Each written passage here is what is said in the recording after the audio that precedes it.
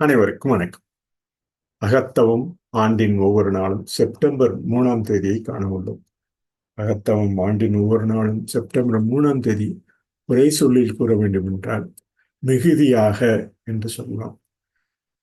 மிஞ்சும் குணம் திறமை யாவற்றிலும் கட்டிடுவோம் மிகுதியாக என்ற அந்த ஒரு சொல்லில் நாம் கூற வேண்டும் என்றால் கரந்துரை சொல்லில் மிஞ்சும் குணம் திறமை யாவற்றிலும் கட்டிடுவோம். ஒரு மனிதன் அறிவில் பெரியவன், தன்னில் பெரியவன், உலகத்தில் தன் செல்வாக்கில் பெரியவன், தன் அடக்கத்தில் அவன் பெரியவன்.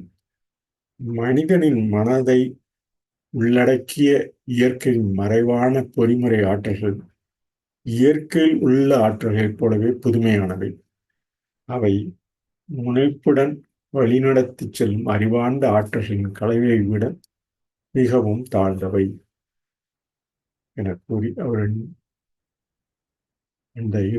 அந்த செப்டம்பர் 3ஆம் தேதி இறுதி சொல்லாக அறிவின் முடிவு என்பது உலகின் பயன்பாடு, சேவை, ஆறுதல் மற்றும் மகிழ்ச்சியின் அதிகரிப்பு ஆகும் என பகிர்ந்துள்ளார். மிகுதியாக உள்ள அந்த மிஞ்சும் குணம் திறமை யாவற்றும் கற்றிடுவோம் என ஒரு சொல்லில் கூறலாம். What he says on English, just I'm going to present it in acrostic word great. In simple word, you can say great. Generally, resources ever available totally. You can say it in acrostic.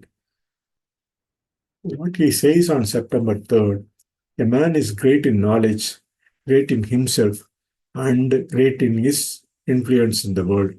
The message that he is great in self-control. Wonderful as are the forces in nature. They are vastly inferior to that combination of intelligent forces which comprise the mind of man and which dominate and direct the blind mechanical process of nature. The end of knowledge is use, service, the increase of the comfort and the happiness of the world. What we can say in simple word, great. Generously, resources ever available totally.